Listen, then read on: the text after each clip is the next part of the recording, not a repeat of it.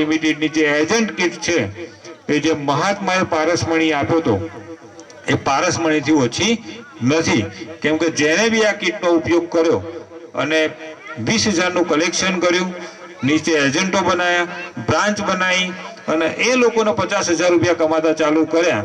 સાહેબ, આજે એ લોકોના જીવનની અંદર જેમ પારસમણીના સ્પર્શથી જેમ સોનું બની જાય છે અને પોતાની ઈચ્છા પૂર્તિ પ્રમાણે દરેક કામ કરી શકે છે, એવી રીતે સાહેબ જેને બી આ આરાધના બચત સહકારી મંડળ લિમિટેડના પારસમણીનો ઉપયોગ કર્યો, સાહેબ આજે આર્થિક રીતે સારામાં સારી પોઝિશન ઉપર છે અને પોતાના ફેમિલીની અંદર સારામાં સારી એવી ઇન્કમ કરી રહ્યા છે અને પોતાના સંતાનો જેની ઉપર હાથ મૂકે એ વસ્તુ એ લોકો લઈ રહ્યા છે, કેમ કે એમને બી એક તક મળી હતી અને એ તકનો લાભ લઈને એમને શરૂઆત કરી હતી અને સાહેબ આજે એ લોકો આર્થિક રીતે સારી એવી લેવલ ઉપર છે.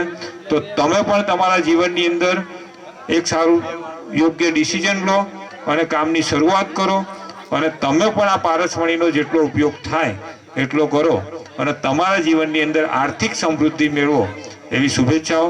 તમે સરસ આટલો બરસ સાંભળ્યો મને એ બદલ તમારો બધાનો ખૂબ ખૂબ ધન્યવાદ. કેમ કે ભૂખ લાગી છે છતાં બી બધા બેઠા છો એ બદલ તમારો દિલથી આભાર. Thank you. ખૂબ ખૂબ ધન્યવાદ અજીતભાઈ. આરાધના દ્વારા ચાલતી સમગ્ર યોજનાઓ અને આરાધના પરિવારની જર્ની વિશે આપણે વાતચીત કરી. જેટલા મિત્રો અહીંયા ઉપસ્થિત છે, જ્યારે પણ તમારે જરૂર પડે કે અમારે વધારે સમજવું છે ત્યારે હસમુખભાઈની ઓફિસે આપ બધા ઉપસ્થિત થજો. જેટલા પણ એજન્ટ મિત્રો છે, એડવાઇઝર મિત્રો છે, કારણ કે મને લાગે છે કે આટલી બધી વાતમાં પણ આપણને ક્યાંક ને ક્યાંક હજી સમજવાની વધારે જરૂર છે. તો જ્યાં પણ જે મિત્રો ખાતું ખોલાવે છે અથવા તો આરાધના પરિવારના સક્રિય સભ્ય બને છે, ત્યારે તમામ એડવાઇઝર મિત્રો, હસમુખભાઈ, તમામ મિત્રોનો સંપર્ક કરીને વધારે જાણવાની કોશિશ કરજો અને વધુમાં વધુ લોકો જોડાય એવી અપેક્ષા રાખીએ. હવે હું આપણા વિસ્તારનો એક એવો માણસ કે જેણે બહુ એવી પરિસ્થિતિમાંથી પણ એક ઉચ્ચ કક્ષાએ કોમેડીની દુનિયામાં પોતાનું આગવું સ્થાન પ્રાપ્ત કર્યું છે એવા ચંદન રાઠોડ એટલે કે ગુજ્જુ લવગુરુને વિનંતી કરીશ કે આવો મિત્ર અને આજના આ પ્રસંગને અનુરૂપ આપ આપની વાત મૂકશો. સાથે સાથે હસમુખભાઈને વિનંતી કરીશ કે ગોવિંદભાઈ બજાણિયાના ધર્મપત્ની પણ ઉપસ્થિત છે, તો ચંદ્રિકાબેનને વિનંતી કે એમનું સાલ ઉઠાડીને સન્માન કરી દેશે.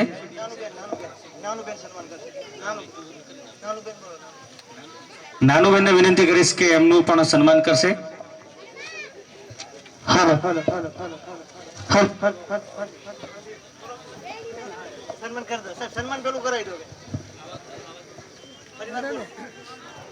નાનુબેનને વિનંતી કે ઝડપથી સ્ટેજ પર આવે.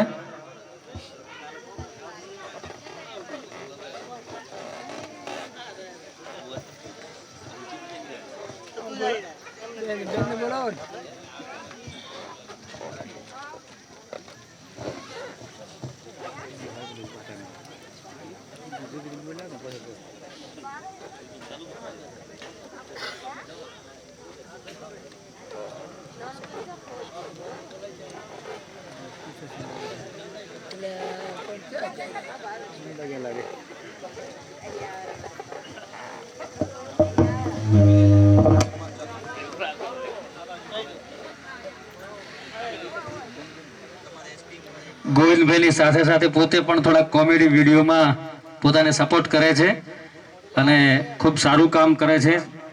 સમાજ સેવાની સાથે સાથે પણ બંને પતિ પત્ની એક નવા મેસેજ આપીને સમાજમાં એક નવું અને ઉચ્ચ આગવું સ્થાન પ્રાપ્ત કરી રહ્યા છે. તો આપણે ખૂબ ખૂબ તાળીઓથી એમને વધાવીશું. હવે આપણો સૌગામનું ગૌરવ એવા ગુજ્જુભાઈ લવગુરુને વિનંતી કરીશ કે આવો અને આજના આ પ્રસંગને અનુરૂપ આપની વાત મૂકશો. ગુજ્જુભાઈ લવગુરુ ચંદન રાઠોડ.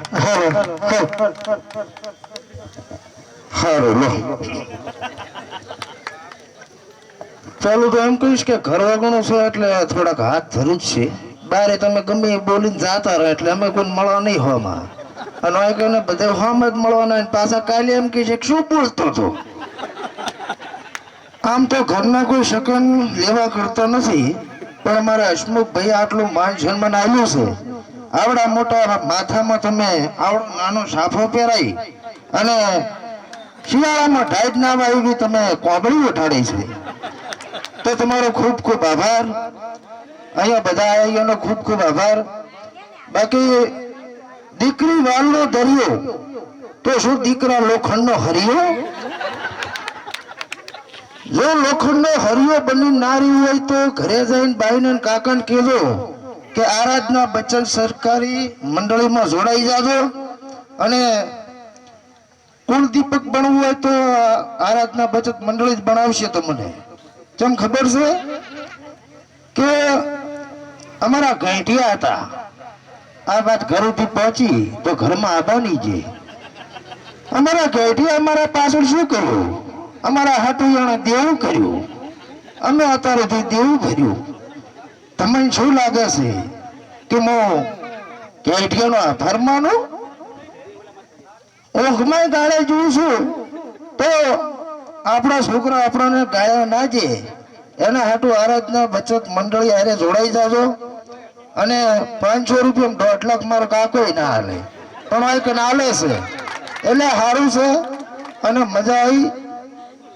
હું મોટો છું, લગ્ન થાય તો છોકરા પાછળ મારે કરવું છે કોક આવું. એ બધી વાતો લીક નથી કરવાની.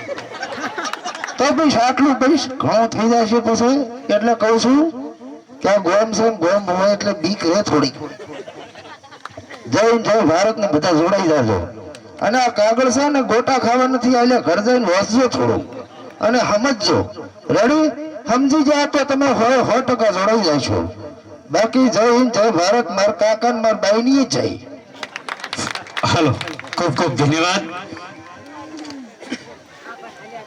ત્યારબાદ ગોવિંદભાઈ બજાણિયાને વિનંતી કરીશ કે આવો મિત્રો અને આજના આ કાર્યક્રમના સંદર્ભે આપની વાત મૂકશો. ગોવિંદભાઈ બજાણિયા.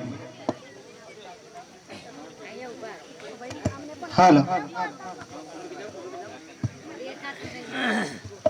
હાલો. આજે ધ્યેય આરાધના બચત સરકારી મંડળી સરસ મજાનું ઓફિસનું આયોજન કરવામાં આવ્યું છે અને મારી કાલી ઘેલી કલાની ભાષામાં કહેવા માંગુ છું કે મિત્રો આપણા ગુજરાતી કલાકાર એટલે કે ફિરોજી ઈરાની સાહેબ એમના અવાજમાં જ સાંભળીશું. રૂપસિંહ ના રૂપની એની જાણનારી નથી ઓળખી શકી તો પેલી બે કોળીની કડવીસ ઓળખી શકવાની છે. કારણ કે દરિયાના પાણીને કોઈ માપી ના શકે ને ધ્યેય આરાધના બચત સરકારી મંડળીને કોઈ પહોંચી ના શકે.